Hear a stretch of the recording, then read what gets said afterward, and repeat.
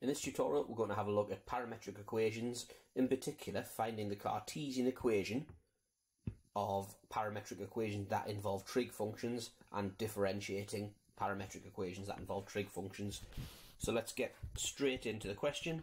So part 1, it asks us to find the coordinates of the point on the curve where the gradient is 1/2. Well, as soon as it talks about gradient, we know that we need to differentiate. So finding dx by d theta, we get 3 cos theta, differentiating 2 plus 3 sin theta gives us 3 cos theta, and dy by d theta,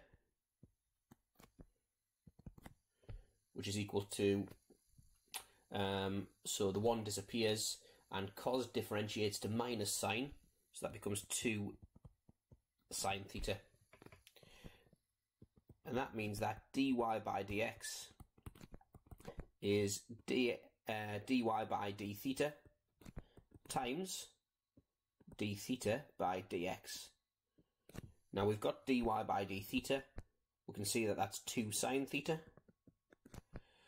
And now we're going to times by the reciprocal of dx by d theta. Find the reciprocal of dx by d theta gets us d theta by dx. So times 1 over 3 cos theta, which in turn gives us 2 sin theta over 3 cos theta. And it might be useful to notice that sin theta over cos theta is tan theta, so 2/3 tan theta. Both representations might be useful, so it might be useful to keep it in this form or put it in that form. I'm just writing it down in case we need it later. Get rid of that ruler there, a couple of technological issues. Okay, so find the point where the gradients are half. Well, this means that 2/3 tan theta equals 1/2. And look at the domain of the function, we can see that theta has to lie between 0 and half pi, so that gives us an idea of what values of theta were allowed. So getting the calculator, 2/3 tan theta equals 1/2. So if we times by 3 and divide by 2, I get tan theta equals 3/4. Okay, so tan theta equals 3/4. So the inverse tan of 3/4, and we're in radians here,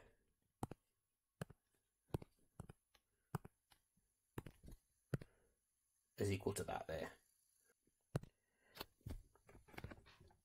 So at this point I notice we've got a non-exact answer, which is going to cause us to potentially have some rounding errors when we sub it back into the x and y values. So there must be a better way to find the values of sin theta and cos theta.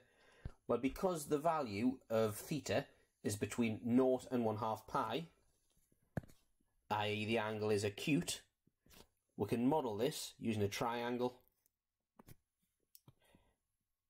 So drawing a triangle here, and tan is opposite over adjacent, so the opposite, if this is the angle theta, the opposite is 3 and the adjacent is 4, which means that it's a 3, 4, 5 triangle.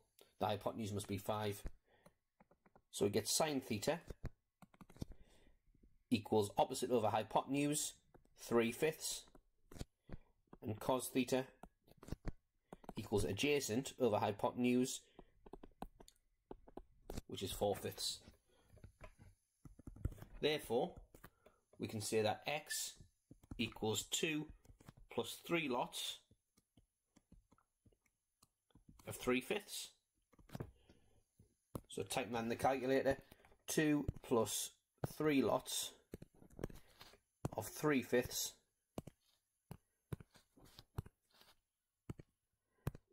is equal to 19/5. So the x coordinate is 19/5. The y coordinate, so 1 minus 2, and we worked out cos theta to be 4/5. So 1 minus 2 lots of 4/5 which is equal to minus 3/5. So y equals 1 minus 2 lots of 4/5, which is equal to minus 3/5. Therefore, the point that we're looking for, so the point with dy by dx equals a half on the curve is 19/5 minus 3/5. So that's part 1 done. Scrolling up a bit, part 2. It asks us to find the Cartesian equation of the curve.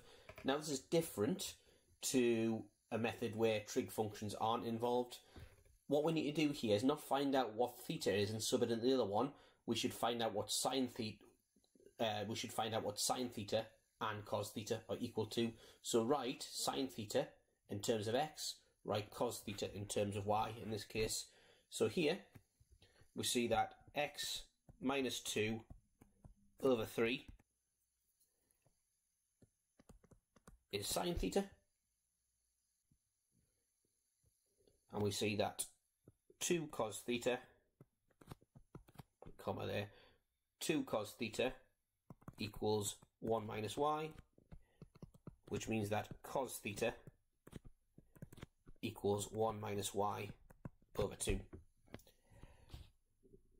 So with trig equations, we're going to eliminate the variable in a bit of a novel way here. So we're going to square each equation. So actually, sine theta equaling x minus 2 over 3, we're going to write as sine squared theta equals x minus 2 over 3 squared. Squaring the cos theta, we get cos squared theta equals 1 minus y over 2, again all squared. Now if we add both equations together, add the left hand sides, we end up with sine squared theta plus cos squared theta. That's the left hand sides. Then the right hand sides, x minus 2 over 3 squared plus 1 minus y over 2 all squared. Almost there. Then notice that the left hand side equals 1. Therefore 1 equals x minus 2 over 3 squared plus 1 minus y over 2 squared. Now this was a particularly complicated example and it wasn't really worth many marks. We've done a lot more than it seems that we've done a lot more than 2 marks worth of working there. When it is trig functions that you have to eliminate, always try and use the trig identities like I have here. For more tutorials like this, go to alevelmathsrevision.com or subscribe to our YouTube channel.